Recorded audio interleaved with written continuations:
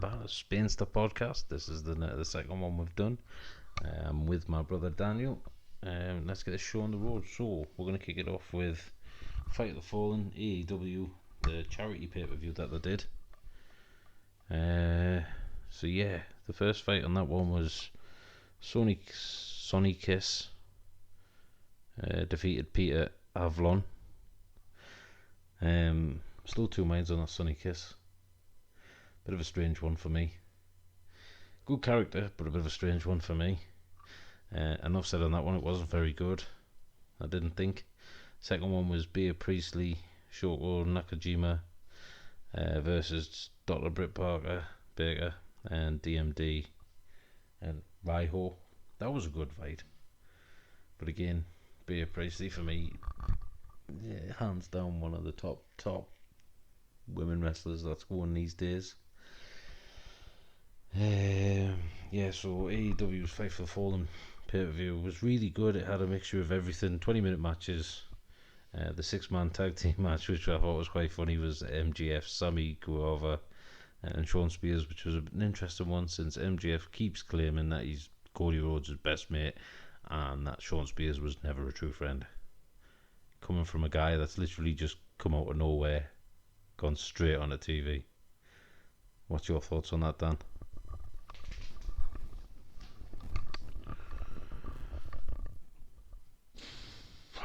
Well, it's all just a reason to get heat for them and generate some sort of interest with the TV program. Kicking off on the 10th, I think, is of October. Might be wrong on that one, but that's when the initial launch on TNT is for the regular TV programming. Cody did get a bit of stick for announcing himself on the first card, but at the end of the day, he's still a wrestling talent as well as a executive vice president or whatever. But I didn't watch Fight for the Fallen. But to be honest, WWE has really killed my interest for wrestling at the moment. It really has. I've become so jaded about the whole thing. It's really hard for me to sit down and try and watch stuff that isn't I don't want to say it isn't WWE. It's more like what if it's not going to be on the same par as WWE, or so I'm kind of like, I've got a bar and I'm treating everything that's under that bar. If it's not that, it's not good enough. But you can't really do that. So I'm staying away from WWE at the moment. I'm trying to watch a bit more Impact Wrestling, Ring of Honor and stuff like that to kind of just get used to different sorts of wrestling rather than just watching the same crap get put on week after week after week. I mean, my Christ, when I watched the reunion Raw, and when Brock Lesnar cashed in his Money in the Bank the previous week, and that was a little replay highlight, I was like, yeah, I'm done. I'm sorry, but if you struggle with a champion and you have to keep bringing in a part-timer just because of his value, the fans get sick of it, they get bored, and it devalues the guy who comes in and wins the title who's part-timer. Thing is, Brock Lesnar was a draw in the UFC, but there's a big difference between wrestling every week and the UFC wrestling like once or twice a year, and eventually you'll kill it, just like they killed Goldberg, just like they killed The Undertaker. It gets to a stage where they've got nobody, and they're sitting there and they're wanting to build all these storylines, and it goes nowhere because they don't give it a chance. They have the talent. That's the issue. They have the talent. I'd like to refer everyone to the John Moxley interview with Chris Jericho, where he even said that Vince McMahon's his own worst enemy. He needs to understand that we can't just do the same thing every time. The upcoming SummerSlam, a lot of the matches are very similar to, I think it was Extreme Rules or TLC, something like 3 years ago. The card's just the same. You can't get away with doing that. I don't understand why Bray Wyatt came back and attacked Finn Balor. We've already seen that. Why doesn't he attack someone else? It's dull. It's repetitive. Getting back to AEW, they need to avoid this. They need to, and they've already come out and said all the right things where they're doing it for their fan base. They're not doing it for the casual fans, which is it's a good thing to say. But once you get the money and all the ad revenue coming in and everything else like that, we shall see if their morals are strong enough or whether or not they'll just bow to money, like Vince McMahon has. Clearly, he'd rather take a good fisting from the Saudi Arabian royal family than just turn around and say, I'm not doing that, and Yokozuna's dead. Instead, they got some random Japanese guy to come out and pretend he was Yokozuna. It's dumb. You can't bring wrestlers back from the dead. They need to turn around and tell them, no, Yokozuna's dead. Andre the Giant's dead. We can't magically bring them back just because you're offering money. It's dumb. But yeah, the next AEW event, I believe, is All Out. All in. Is it All In too? Or All Out or something like that. So that's going to be a bigger event as well. And so far they've been doing well with these pay-per-views. But the detractors are going to be pointing out that it's all well and good doing these big pay-per-views, but once you start doing a TV product as well as these pay-per-views, that's when it'll start going down. But you never know. You get the right advertising, you get the right sort of roster together, and you can put yourself on a show. Maybe it'll get noticed. People might start watching it again, but like a lot of people have been saying that Impact Wrestling's really, really good, but at the same time, sorry, it's All Out. All Out, right? But at the same time, nobody really watches Impact Wrestling, so it could be the greatest thing. That watching back now, everyone says the big turning point, unironically, for TNA was 2009, 2000. It was either 2008, 2009, or 2009, 2010, when they still had their big names on their roster, and then they started pissing around with Hulk Hogan and bringing in all the has-beens. You can't do that. You need to keep it fresh. Once you start bringing in old news, and they still think, like Kevin Nash was bitching about how he drew more money than Rob Van Dam as champion and Jeff Hardy. He didn't. In fact, it had the reverse effect. Nobody wanted to pay to see Big Diesel as the champion. He was the worst drawing champion, other than Jinder Mahal. That shows you the kind of like level he's on, and the fact that he comes out and says stupid. The only reason he was any sort of big news was because he was in the NWO when Hulk Hogan turned heel. He happened to be in the clique in the WWE with Triple H and Shawn Michaels. You see where I'm going with this. He's always with talented people better and more charismatic than himself. Even his tag team partner, Scott Hall, Razor Ramon, was more charismatic than he was.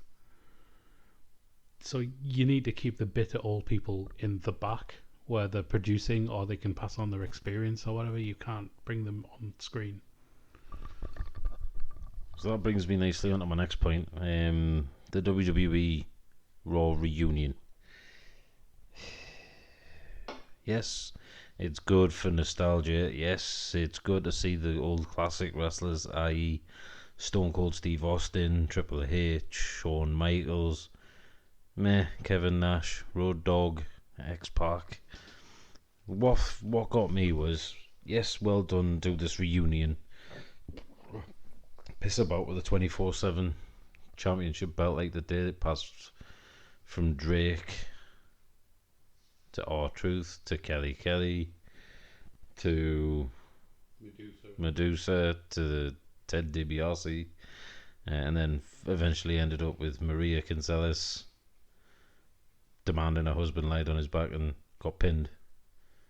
That for me just took the gimmick too far. Drake Maverick's entertaining. He is very entertaining. He deserves to be the 24/7 champion. And the whole thing about him not consummating his marriage, that's is brilliant. It is brilliant. But that's the only entertaining thing with the WWE. Oh, sorry. And Up, Up, Down, Down, which is Xavier Woods' YouTube channel, which is really funny because even Samoa Joe, who cuts great promos at the best of times, is cutting even better promos with his Up, Up, Down, Down championship. I watched a video not so long ago where Paul Heyman was on, I think it was In the Ropes, which is the YouTube channel. And Paul Heyman he explained the reasoning why Goldberg beat Brock Lesnar in less than 60 seconds. Makes sense, Goldberg doing it, because Goldberg, big name, hard as nails, probably the only person that could do it. And it got it over, which it did. And then someone goes, well, Samoa Joe. No, but Paul Heyman rates Samoa Joe really highly. He thinks he's a totally talented guy, and he deserves his spot. And that leads me on to the next question: is what the hell is going on with the WWE titles? You've got Kofi Kingston. Yes, he's had his moment, his 2 minutes of fame. Let him drop the belt. He's not WWE Championship material. He's too lightweight. Yes, he's good and he's a crowd pleaser and the crowd want him to be champion, but realistically, you've got AJ Styles, Samoa Joe, Randy Orton, bigger names than Kofi Kingston. Yeah, Daniel Bryan's a has-been. He's done. He just gets everything handed to him now for breaking his neck. But then you've got Brock Lesnar on the flip side of that. Oh, I enjoyed him watching him whoop Seth Rollins' arse and dumping him on the steel chairs a handful of times and then taking him out the back of the ambulance. But there's a bit of deja vu with that. If you look back to last year when Roman Reigns was feuding with Braun Strowman, pretty much the exact same thing. And it's like, really? They're just, at this point, do you even have writers?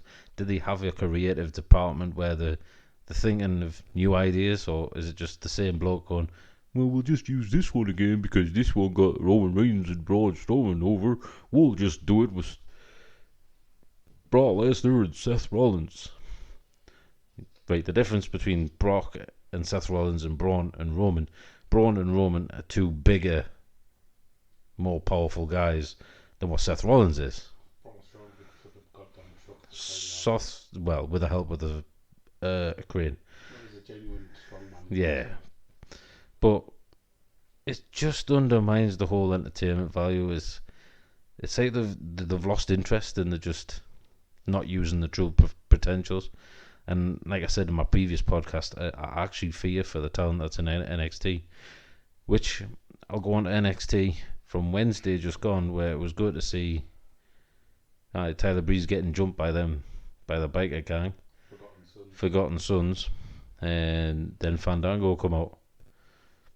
Brilliant. They've not give up the hope of working for WWE. They've took a step down. Not even a step down. They've taken a step up in my book, because NXT by far is the more entertaining. And then you've got a three-way for the North American Championship, which is Velveteen Dream, Roderick Strong, and the Bruiserweight, which by far that match right there just outshines any of the SummerSlam matches. However, man, they've brought Trish Stratus back. Really? Is there any need? They're getting desperate, they're clutching at straws, because they're seeing the numbers and they're seeing the potential AEW have got. They didn't take a penny away from the Fight of the Fallen. They give it all to charity, and at the end of the match they give a massive check to Jacksonville for their charity. And it was a decent amount of money, and a lot of them put their own money into that. Plus, if you watch onto the YouTube where they're absolutely just ripping the piss out of each other anyway, where you've got Kenny Omega uses too much of the budget up, so they come out wearing Street Fighter outfits. by far, it's not taking it seriously. That's what wrestling should be all about. The only time it should be serious when you're trying to put on a show. It is like watching a play, like a serious play. So if you go to the West End, you go and see a well rehearsed play. You want it to tell a story. Nowadays, it's more who brings in the bigger bucks, who brings in the bigger pull, who's got the money, who does this. Where if you watch AEW, it's not about the money, it's about the talent, which it should be. They've got that much talent. You've got Jungle Boy, who would probably never been given a chance in WWE because he's too small. You've got Kip Sabian, absolute brilliant, especially when he kissed the hater, and then he got a lot of comeback off that in Fight of the Fallen. You've got Chris Jericho. This is a guy that made it and really and ever go over. This is a guy that you could probably give him the most ludicrous word and he'd end up getting it over because he can, because he's that charismatic and he can do it. Whereas WWE have got no one of that type of caliber except the New Day with who and the Pancakes. But I was watching videos the other day of another great tag team that the WWE have got and probably will underutilise and end up ruining, Heavy Machinery. Oh, the Beasts. They're a tag team. They're a goldmine. Pair of them. What an amazing tag division. They just don't utilise it, and then you've got the OC, the original club. Now they've changed it too. And going back to the WWE Raw reunion, where they were the ones taking the brunt of it, it's like, really? That would have been the prime time to bring another member in, i.e. Finn Balor, or one of the female wrestlers that you wouldn't have thought. Not Becky Lynch, not Lacey Evans, not Alexa Bliss or Nikki Cross. Just promoting someone from NXT just to be a member of the OC. Make the OC bigger, and then when you make the OC bigger, then you've got a chance to bring up another faction in the Undisputed Era. Then you've got a faction there fighting off against each other. There you go. There's a fresh idea for your WWE. You're welcome. I'll expect money in the post. But this is just my opinion and my observations of it at the minute. It's like someone, when writers get creative block and they're stuck, and then they go back through their old work and they're just going, that's good, that worked, that's good, that worked. I'll just rewrite this. But you're rewriting it, but it's the same end product at the end of it. Think of some fresh ideas. Use Triple H in a creative sense. He knows what he's doing. He's brought NXT out of nothing. Yes, fair enough, he walked into it, but Vince McMahon, well, there you go, you can have your own little project. And his show is far better and more entertaining than Raw and SmackDown at this current time. Yes, Paul Heyman has started the ball rolling by giving the OC the tag team championships on Raw, which is a great start. Eric Bischoff, on the other hand, hasn't really got started. I don't know why, but at the minute it just doesn't seem to be kicking off and shit. The whole issue with Shane McMahon and Kevin Owens, if Kevin Owens loses in SummerSlam, that is me finished.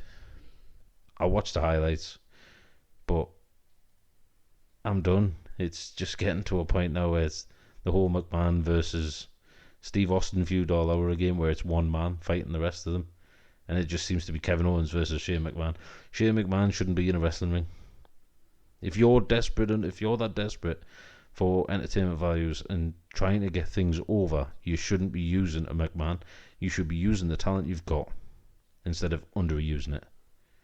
Bray Wyatt, underused. Finn Balor, underused. Ricochet, underused. Samoa Joe, who is an absolute weapon, underused. He's going back into another feud with Roman Reigns whilst I was watching. It just doesn't make sense. Why? They've already done that so many times. You know, watching the last time Samoa Joe and Roman Reigns, fair enough, they had a good feud. They don't need to do it again. We've seen it. The issue is, and the emphasis, this is going off what John Moxley said, who There's also stated he won't be going back to the WWE as Dean Ambrose, so there's just too much talent reading things from scripts. Good promos come from the top of your head. No, I'm not saying Scott Steiner is the best promo, but everything he says is off the cuff and is amazing in its own way. Dusty Rhodes, another good promo. You'll never, Hulk Hogan. You'll have a load of people like The Rock, Stone Cold, Steve Austin. There's a lot of all talent out there that you would never be able to give a script to and expect them to do for verbatim off a sheet. Nah, it's not possible. And that's what Jon Moxley's picked up on. He said you can't, especially with the way that his promos go, and his promos are really good. And half the shit they had him saying from a script was unreal. But the thing is, if you go off script working for them, you get punished. That needs to stop. There's a lot of charismatic speakers there. Like if the New Day were allowed to say their own stuff, they'd be 10 times bigger than what they are.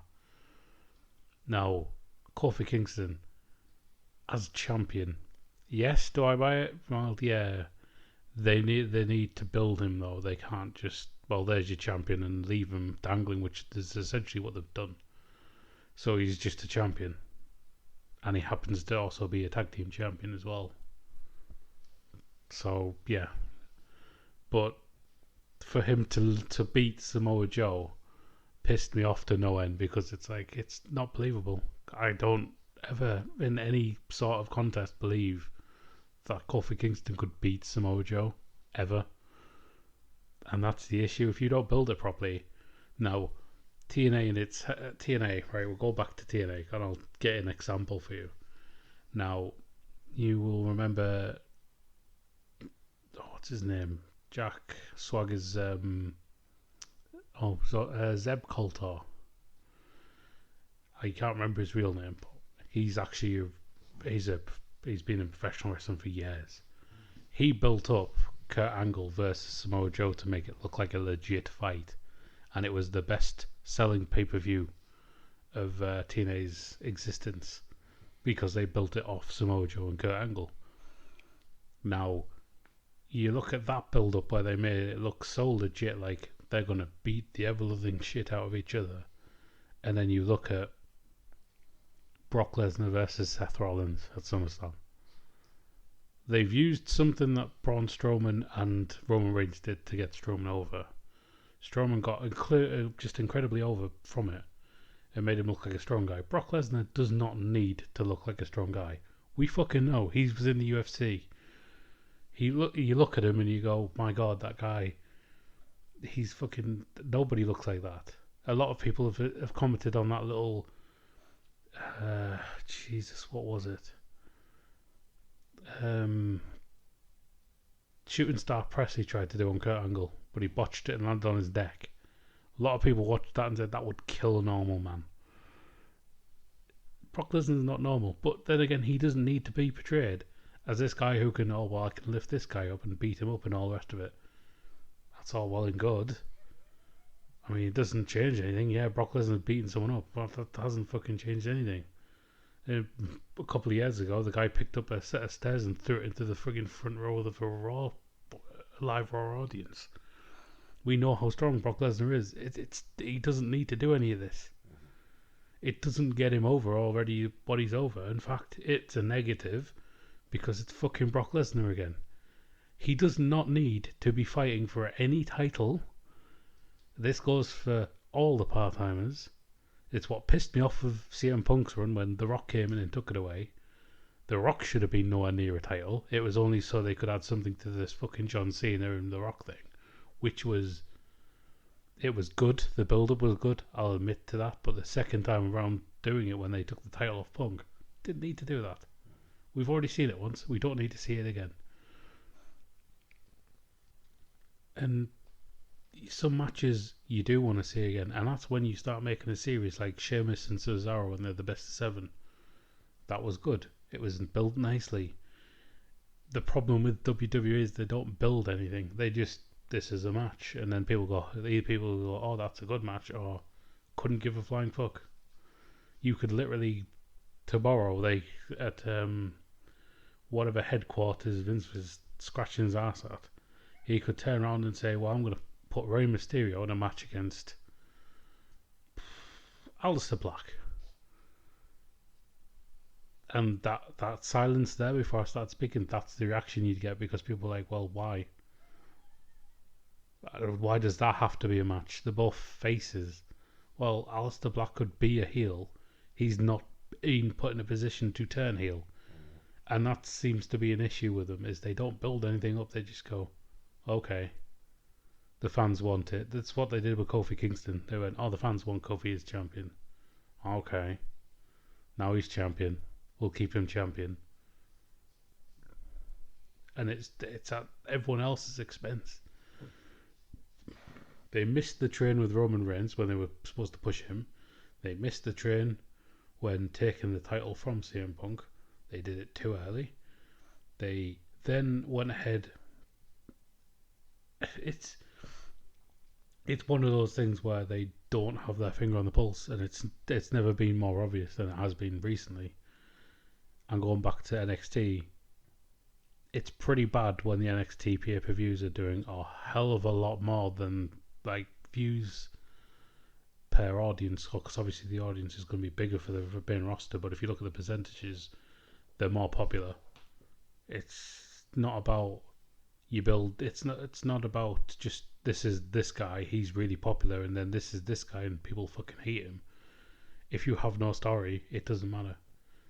And as for underrated talent and who should be a champion, is Miz, who has been single-handedly creating super baby faces in every like combination of people. He got over Damien Sandow as a stunt double. He got over Alex Riley. He is such a good fucking heel, but he gets overlooked because Brock Lesnar, Roman Reigns. The issue that Vince McMahon's had for years is he seems to favour 2 or 4 people, like going back to after the Attitude Era when all the main people fell out and were no longer wrestling. John Cena, Randy Orton. Forever. Because they were at every friggin' main pay-per-view, it was always Randy Orton, John Cena, Randy Orton, John Cena. Nobody cares now. In fact, well, that's the reason why John Cena got booed, is because people were fucking sick of him. The same with Roman Reigns. It happened with him because they knew what they went. As soon as they saw him get pushed, they were like, "Wow, we've seen this one before." Fucking boo. And then you have people like Dean Ambrose, who was put in perfect place to become one of those like a Mankind-esque character, or Cactus Jack, where you could put him in any sort of match. But no, we'll make him a comedy guy, and then he just died. Seth Rollins, he was a good heel. He's a good face. Unfortunately, he's fucking bland. He could literally. I see it more of him being a midget Chuck Palumbo, because Chuck Palumbo had the same sort of build, but he was like over 6 foot. I don't believe that Tyler Black is over 6 foot. He looks smaller. No, he might be 6 foot in real life, but on TV he looks a lot smaller than everyone else he's wrestling, and that says a lot. It's not about physique with me, it's about your entertainment value, and if you're not built right, you can't get over. I mean, Daniel Bryan got over, yes. But since then, watching him's been I'm in physical pain watching him, because the guy, he shouldn't be wrestling. He's done. Same with his tag team partner, Rowan. It hurts to watch him wrestle because he can't fucking wrestle. And to be fair, the only one out of the two with Bray Wyatt of the original Wyatt family, Luke Harper, the guy who actually wants to leave, is the guy they need to keep because he's so good. he's good on the mic, he's good in the ring. But who do they value more? They value Eric Rowan more because he's not going to stand up and go, well, I've got my own ideas. It's fucking stupid. It's daft. There's a lot of talent there. They don't use it. Then you go to AEW. They've got a lot of talent that wouldn't get on TV. They've signed 5'2" Marco Stunt, which he split. I won't say split the communities. Basically, there's the people who are open-minded and the people that are like, well, I watched wrestling back in the 70s and everyone was massive and roided off their face. And then there's Marco Stunt, who's 5'2" and he's built like, well, a regular guy. Built like a paperclip. Yeah, he's not something that I would say that is a Scott Steiner specimen kind of guy. He's the kind of guy that Scott Steiner would look at and probably turn into a human pretzel. But times change, and if you can't move on with the times, you just get left behind, don't you? It's simple as that. Right, I agree with a lot of points you said there. It's, for me, it's about a variety of things. It's entertainment, keeping me engaged, and keeping the story real. There's just too many stories that they're trying to tell, but they're trying to just, it's not like you say the build up where it's like once upon a time there was Roman Reigns versus Brock Lesnar. They had a big fallout, they've been scrapping backstage, you kind of keep them contained. They're constantly, when they see each other, they want to pull each other's faces off. You don't see that. It's one bloke will turn up, destroy the other one. Next week the other bloke will turn up, destroy the other bloke for destroying him last week, and then it just goes into a fight at a pay-per-view. And you need to tell a story. There needs to be substance behind it. There needs to be A reason. there needs to be a reason. There needs to be something there for them. The why they've getting to the point where they're putting them facing each other. You can't just keep going back to the same old story lines because it is boring. We've seen it. Freshen it up. Ricochet is one of the top athletes and wrestling superstars you have got on your roster, and his skill level is unreal, but yet you don't utilize it. There may be a reason for this, because he's not the biggest, he's not the smallest, he's shredded, he's quick, but for some reason they don't like high flyers. So he's the question that I would ask Vince McMahon to his face. Why are you signing high flyers but not letting them do what they're good at? Because you go onto YouTube, you type in Ricochet versus Will Ospreay. My God. They don't just tell you a story, you live the moment. You live as if you were actually in the ring with the pair of them, because they tell a story, and just how quick and fast, and one move turns into a sunset flip, the next one turns into a flipping powerbomb or a hook and runner, or flying over the top ropes at each other. They don't stand still. It is constantly on the go. It's entertaining, it's entertainment, it's fantastic to watch. It gets you out your seat. It's what it should be about. Not the same dreary crap every day, or every Monday night, or every Tuesday for SmackDown, and then every pay-per-view being the same, where someone's come out of retirement to fight, or it's the same guys fighting the same guys, but just a different time of the year. It's just as though you have got more than 4 main eventers on your roster. Every single athlete you've got in that locker room is a main eventer. Not one guy is not a main eventer. You can't just promise them the stars and then give them nothing. You've listened to the crowd. You've given Kofi Kingston the trophy, the belt. It's taken him 12 years? 12 years to get the title. There's a reason why he's taken him for 12 years for getting the title. He's not big enough. He's not built as a... You wouldn't... If you go back and look at the champions of the past, so Dwayne The Rock Johnson, Stone Cold Steve Austin, Triple H, HBK, Crush, Hulk Hogan, Yokozuna, Bret Hart, Lex Luthor. Oh, sorry, Lex Luger, not Lex Luthor, because that's a Superman baddie. Duh. But you look back to all the people that have had the titles, Ric Flair. They've always had something about them. They've always had that aura, the it. Like that, as Jericho would say, it. Even Chris Jericho, Chris Benoit, Eddie Guerrero. They all had this unbelievable aura about them. They deserved the championship because they had the aura.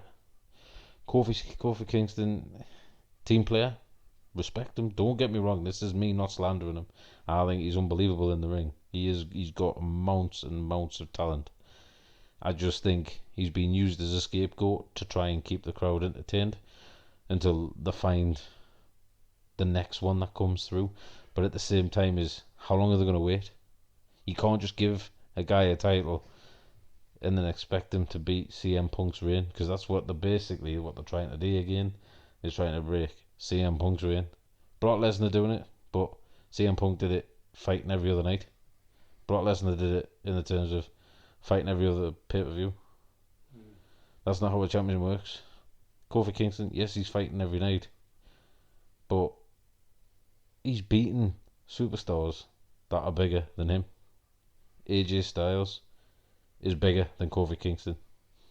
That's not me saying Kofi Kingston isn't big, but it's fact. AJ Styles is a bigger name in wrestling entertainment than Kofi Kingston. Yes, Kofi might have been there for 12 years and AJ's been there, 5 minutes, but AJ Styles is a world-renowned wrestler, unlike Kofi Kingston. So AJ built his name way before he came over to WWE. You've got Samoa Joe, exactly the same things. They both started off at WWE, both went away on the craft, and then came in, and boom, they're back where they should be, at the top of the tree. With the OC, with Carl Anderson and Gallows, they deserve to be tag team champions, because when they were in the Bullet Club, they were untouchable. You've got two big guys. Wait, Carl Anderson's not so big, but you've got two guys there who just don't look as though they take shit, and you wouldn't want to meet them in a dark alley, would you? Because they'd kick the shit out of you. But at the same time, is WWE think we'll just use them as fall guys? How long is it going to take before everybody, one of them, go, you know what? There's got to be something more than this. They already are. So you're having a mass exodus of your talent. You've got Bobby Roode. I know I said this in the previous podcast, but you've got Robert Roode, who is a fantastic heel. You go back to TNA, you watch him as he was the world's greatest wrestler. Unreal promos, unreal heel. Really good at it. But everybody bought what he was saying. Yes, they were booing him and calling him all sorts. But it's just getting to the point. You've got EC3. I saw a comment of EC3 who was hitting on Maverick's wife, which I thought was quite funny. EC3 going, while he's distracted, EC3 could slip right in. Proper slidey little snake. But it's things like that. You've got EC3 who's in the top 1% apparently, but obviously not with Vince McMahon. But Vince just doesn't have a clue anymore. I think he's getting senile. Or he's got he's starting to just repeat his life all over again, so he's just starting from 2002. Next we're going to have an invasion. I don't know who we're going to have an invasion from, but I've got a feeling he'll probably bring back ECW and WCW and do it again. Why not? He's tried everything else. Oh, hang on. Now we'll try the general managers again. Done that one. Oh no, we'll bring the laptop back. That'll tell people what the matches are. Oh no, we'll bring Stone Cold back. He'll be the sheriff again. Or why don't we bring Mick Foley back as a GM/commissioner? All that's been done again. Well, why not? They're trying everything else again. They need a revamp. They need to come back with something bigger and better. They've got the money. They've got the finances. They need to do it. They need to stop pissing about. Stop pissing everybody off. And when they've got a good thing, roll with it. Stop rolling with it, and then going, you know what? Nah. I think I'll just change my mind and then go in a complete different direction. Then you got the fans going, what? How? What? It just doesn't make sense. Case in point is Rey Mysterio versus Andrade. Well, again, Andrade has been underused, but the only reason why he's still there is because he's dating Charlotte Flair. The man and Natalia going one-on-one, that'll be a good fight, good technical wrestlers. But again, Natalia, she's been there ages. Well, how many times she held the title? I think once or twice. And always getting overlooked. You've got Alicia Fox, who's doing out. You've got all these talent, and you've done that. Why don't you break away and give the women their own show? There's an idea. WWE, the women's division. Call it something, give it a funky name. Let them have their own show. You've got the talent to do it, so let them do it. You know what I mean? You've got 205, is it 305 or 205? That is a pointless exercise. You've got that cruiserweight division is just pointless. Well, why don't you give that slot to the women's division? Let them have their own. And yes, let the most popular ones like the champions and that show up again now and again on Raw and SmackDown, but give them their own show. They deserve it. They work their asses off to get where they are, but you just keep pulling them down. You've got female wrestlers that are way, way better than some of the blokes. For me, it just baffles me of how they're so deluded and delusional that they actually are. They just don't have a clue what they're doing. They've got no sense of direction. They've got nothing. It'd be good to see Stephanie McMahon come out and announce it like she did with the tag team champion. I'm not even going to get started on them tag team titles because that's just fucking pointless. But again, you've got tag team titles. You've got a women's championship, 2 women's championship belts. Why not scrap them? Have a unification fight, the unified title. Then split it off. Let them run their own show. Let them do what they want. Let Stephanie drive that, because I can tell you now, Stephanie and Triple H have got the nail on the head. But if you did something like that, it's something different. It's fresh. It's new. And it would work.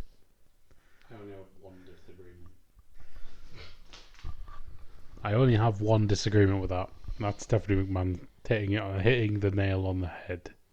She can get fucked. Now, I'll tell you why. Because she was already in charge of the creative division at one point. So she was behind a lot of the bad decision making. She can get fucked. Right? As far as I'm concerned, Triple H should be the only person driving the creativity. She could be a figurehead, but when it comes to creative, she's not helpful. She becomes a problem because she's an egomaniac.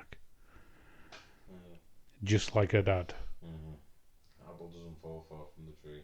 And unfortunately for many wrestlers, and why they don't get themselves over, is because there's far too many people writing and not enough people. Just there's too much in the way of Vince's vision and their vision, and then there's all these middle people running around and interfering.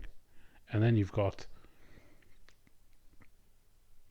fucking women's division. Now, I will touch on the tag team division because why not? They have a grand total of 2 teams. The Iconics, and then this really stereotypical Japanese bullshit one that they call the Kabuki Warriors or whatever, with Paige as a manager. Now, they're only a manager because there's a lot of racism in WWE. I don't know if you picked up on that, but yeah, they're not very fond of Japanese wrestlers or anyone who can't speak English. Hence why Nakamura didn't win at WrestleMania, Asuka didn't win at WrestleMania. The Kabuki Warriors haven't won the titles yet, and they have Paige walking around with them. It's pointless. It is. I don't understand what this draws with other people wanting to come to this fucking company. It's rammed with so much talent right now that they can't keep taking people in. I mean, I know they say, "Oh, we can," but if you do that, there are a lot of people just do what Neville did and go fucking home. And then what are you gonna do? Sack him? The guy already wants to fucking leave. You're giving them what they want. And the issue is, it's what's going to happen inevitable if they don't change the way they do things. People are just going to leave, and then it becomes a place that nobody wants to go to. And then once Triple H gets hold of the company, he has to rebuild from the bottom upwards, and it's going to be it's just going to be so fucking huge because they've already announced another brand split when SmackDown moves to Fox. I think it's the year after Raw, so next year Raw goes on Fox, and then the year after that SmackDown goes on it, I believe. So they're doing another brand split. So we can say whatever we want, but there's still going to be another fucking brand split. Even though there was already a brand split, there's going to be another one. There's going to be another new SmackDown Tag Team Champions, new Raw Tag Team Champions. A lot of people say that will be better for one title on each show, and then that's it. It's like instead of this is Raw's champion and this is SmackDown's champion, just a champion. The problem with this is there's too many wrestlers, so you cannot, as a booker, just say this is my guy now because you've got fucking 12 people that are better than that one guy you've picked. So you've shot yourself in the ass by wanting to get all this to try and get over the competition. So you're trying to spite Ring of Honor, you're trying to spite Impact Wrestling, you're trying to spite AEW, you're trying to get one over on New Japan. You're not. You're just shooting yourself in the foot because you're fully loading yourself up with people you don't fucking use. And then you shoot yourself on the foot even more because you're offering them new contracts at bigger money so they don't go. Why? It doesn't make any business sense. This would be like the equivalent of what happened with Queen's Park Rangers in football.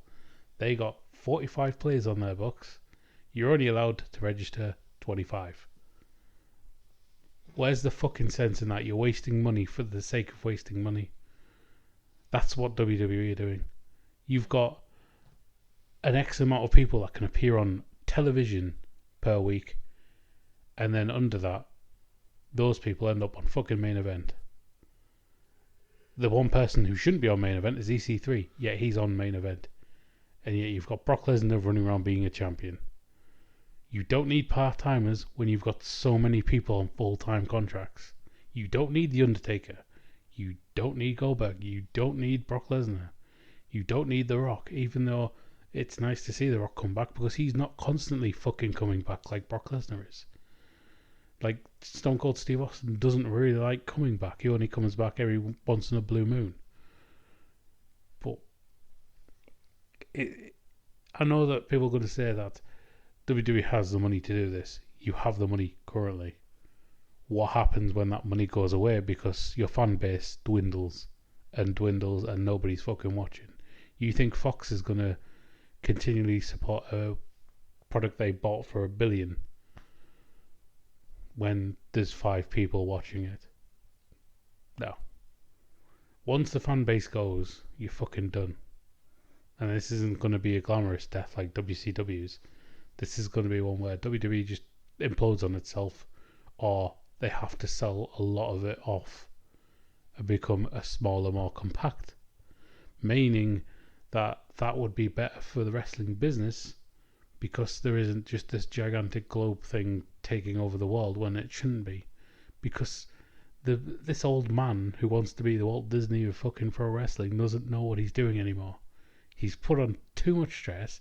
He's then going to be operating a football company next year.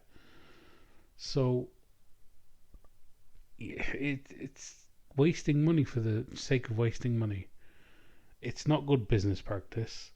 He never did this before. He refused to buy out the top contracts for WCW when they were doing the invasion aspect of it. Maybe if he had done that rather than doing the XFL when it died on its ass, it would have been a better invasion. But no, it cost. You can't. I mean, the guy's a fucking lunatic. But going from an AEW and how they can capitalize on this, they also have a guy, but he doesn't have that much money. You just have to spend it wisely. It's not about how much money you have. As long as you keep your bread and butter, your fans interested in your product, and it grows and it grows and it grows, and you'll see this passing where AEW will go past WWE at some stage. I'm not saying it's a set, but once it does, that's when Vince McMahon will get a rude awakening that his product is no longer the best in the world. Well, it's not really the best in the world. It's only the only thing that people in the world can get and watch. Because let's face it, who wants to watch Impact Wrestling? Who wants to watch Ring of Honor? If you've not seen Ring of Honor before, and I'm not knocking any of the Ring of Honor talent because they are really good. It's where a lot of the guys that are in WWE now came from. Adam Cole, Kevin Owens, Sami Zayn, Samoa Joe, AJ Styles, etc., etc. But it can't go on like this anymore, and I'm not going to participate anymore. And I know they're saying we're aiming for the casual fans. How many casual fans do you have in America alone? How many people are going to keep putting up with, oh look, here comes Brock Lesnar. He's the 6-time fucking champion. He's juggling all the belts by himself. Oh, we don't have an opponent for Charlotte Flair for the next SmackDown Women's Championship, so he's Brock Lesnar in a wig. You know, it's dumb. Santino, part 2. It's dumb. It is fucking dumb. The reunion was dumb. The next show that they do, which will be Retro Raw or whatever the fuck they do, they'll bring back some more of the old classics. Like, when the Royal Rumble comes on, I like the Royal Rumble for the surprises. What I don't like is when you're waiting for somebody to come into the Royal Rumble, like, say, Daniel Bryan at the time. He didn't come into it. Instead, they brought out the fucking Godfather. That, my friend, is a waste of a fucking spot. I seen the Godfather. He wasn't that good in his prime either. He was a fat fuck with a load of women around him. Then you move on, and then you've got... Yeah, but don't forget Papa Shango before that. Yeah, I'm just saying about his Godfather gimmick. Papa Shango was a different beast, and yeah, he was really good. But the Godfather gimmick does not age well. No. But yeah, it is... The Royal Rumble is going to be something that I do watch because I like it, but I don't mind the outcomes. I don't really care for them because they mean nothing. They clearly mean nothing. The Women's Royal Rumble mean nothing because Becky Lynch managed to enter herself in and won it. By injuring Lana. Yeah, Lana got injured apparently. And then, what else was there? Oh yes, there's... Most of the people have won the Royal Rumble. They give you stats that go on and win it, but I think it was 2016 when the two winners were Asuka and Shinsuke Nakamura. Maybe a bit later than that, but neither one of them went on to win. That's what I'm against, because that says to me, no, we've got different plans. More of, we're just racist fucks and none of these can speak English, so why should they win? Tell you why should they win, because Charlotte Flair isn't as good as you believe she is. And AJ Styles would not have minded losing to Nakamura because them two have had really good matches in New Japan. And that was the start of a title that could be hot potatoed for a couple of pay-per-views before then you solidify AJ Styles or Shinsuke Nakamura as a champion. The issue I have is believing that Asuka was going to lose to somebody who is... She's good in certain feuds, but then there's matches where she looks out of sort of place and sort of her depth. And against Asuka, that's definitely one of it. And I'm not going to say it's an exaggeration to say that Asuka and Kairi Sane are probably a lot better than any of the other women on the roster. On the main roster, should I say. And that's because some of them just don't get the opportunity to shine. And when you watch them shine, like you've watched Asuka wrestle, she's just so much better than any of them. And then you have John's favourite person in the world, Nikki Bella, come out and saying, I would deserve recognition. Recognition me because I was one of the founding women of the revolution. It's not a fucking army. It was a movement, and it was done by AJ Lee, not you. And let's be honest, what happened to AJ Lee? Oh, she got buried as well because her reign that was really long got took over by you, which nobody wanted because you didn't deserve it. But that's a different thing, and we've already covered them. Yesterday's news.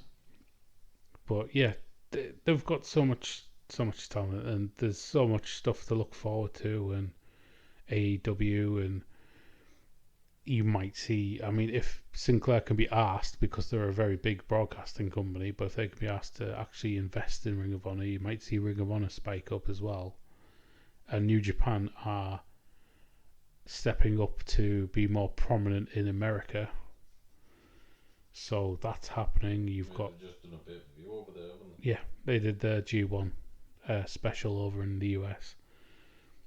And so much is happening, and the thing is, Vince McMahon just sits there. He already came out and called AEW guts and gore to his stockholders in WWE that he did what he did on Raw with Brock Lesnar. So he turned around and said to these people in suits, oh yeah, they're all about just the blood and the gore and all the rest of it. And then he had Brock Lesnar beat the piss out of Seth Rollins. You can't do that. You can't lie to a bunch of people investing in your company going, no, we don't do that. And then they turn on the TV and see Brock Lesnar, a guy who scares me in any sort of situation. I wouldn't want him bearing down on me. The guy's a fucking monster. And he's throwing Seth Rollins on like a rag doll. And they're sitting there and go, not good. They're not blood and gore at all. Literally, the guy's unstable. The guy's a nutcase, and if you already know what Brock Lesnar is as a brand, you don't need to know him as a wrestler, because you go, Brock Lesnar, yeah, I remember him. He's that potato-faced guy that beat the shit out of that other guy in the cage, covered in his own blood. Yeah, because Brock Lesnar, he's an animal. He's different. It might bring legitimacy to WWE, but people still think, oh, well, it's fake. And to be honest, it's hard to argue with it because there's no good redeeming part for WWE, unfortunately. But yeah, trying to go away from it, but unfortunately, there's nothing really noteworthy of other companies at the moment. Impact Wrestling doesn't do anything for me, and it hasn't for years. They did pique my interest with. They've got like 5 superstars on their roster at the minute. I think so, yeah. They piqued my interest with the Broken Hardy stuff. Yeah. That was fucking good. The Expedition of Gold. And they tried to do it in WWE, of course. And got it, and then they took it off them. It worked out well for Matt Hardy. And that shows you the sort of creative genius he is. The guy who can reinvent himself. Several times. Yeah. It's a shame that his brother keeps getting done for fucking drink driving and all sorts. The guy's a dick. It should be. I think Jeff Hardy should be done with wrestling now. He should just focus on his life as a father. You know, because I worry that one of these days I'm going to wake up, he's going to be in the paper and he's ploughed his car into a wall or something and he's dead. He needs to knock that shit on the head. It's not cool. Mm-hmm. But that was a good point. Ring of Honor, they were good. It's weird because you see TNA when they're on, they're up. I know a lot of people probably say, yes, I remember TNA because Jim Cornette had a thing and he shot at them. Yeah, Jim Cornette was on the creative for both Ring of Honor and TNA before when they were getting big, and then he was sacked. Now, Ring of Honor was a completely different thing compared to TNA when Vince Russo came in, and that's when it became pretty much a stripper show, and was fucking stupid. And then you had Global Force Wrestling, which is still a thing, but Jeff Jarrett works for WWE now, so I don't understand why that's still a thing. But yeah, it's odd. Wrestling's odd. The whole thing's odd. I mean, if you were to start a wrestling company now, there are so many costs and such an uphill struggle, it'd be pointless. You'd have to, the amount of money that people are on, like if you wanted a decent independent wrestler, they're just on a ridiculous amount of money. When I say ridiculous, I'm not talking about football ridiculous. I'm trying to get Gareth Bale for one game and paying him like 650,000. I mean like 10,000 or something. Like, you'd have to get yourself a lot of people that nobody's heard of beat the shit out of each other. People go to that show going, well, that was nice. I remember that guy who dressed up as Spider-Man beating the other guy up who just dressed up as Batman. Some wrestling's dumb just for the sake of dumb. There's actually, I don't know if you know this, but there is a Doink based wrestling company in America where everyone dresses as Doink. And there is they end the show with like a 20 Doink over the top rope match, which is it's insane. And it's if you've got a fear of clowns, it's fucking horrific. But it's such an amazing. Sometimes wrestling does become amazing when you have events like that. I don't know if there's anything you want to add to that, because I'm running out of steam with WWE. It's just pissing me off. Well, at least it wasn't me ranting this time. I think I did quite well for not ranting. Okay. But yeah, just to add something like my final thoughts. The foundations and the landscaping of the wrestling business is completely changing at the minute. WWE is going through an uncertain period. AEW is on the rise, with it being signed to TNT, which is one of the biggest networks in America, and it's on ITV over here. For free. Ring of Honor and New Japan, which are on the increase as well. You've got to think Ring of Honor have been going for a hell of a long time, so if they did decide to push, they'd probably take over the some market share. Well, and as long the biggest broadcast company in the US. Right, but we shall see. And then you've got New Japan Wrestling, which is doing tours as well all over the globe, and you've got massive stars in there as well. I feel like I'm Steve McLaren at the minute when he did dodgy Dutch accent. SNL, big team, Emirates, Champions League. No, but again, from me, myself, and my brother Dan, we're going to call it a day. Hope you've enjoyed. Please leave a like and subscribe. And I'll catch you all in the next time. Peace!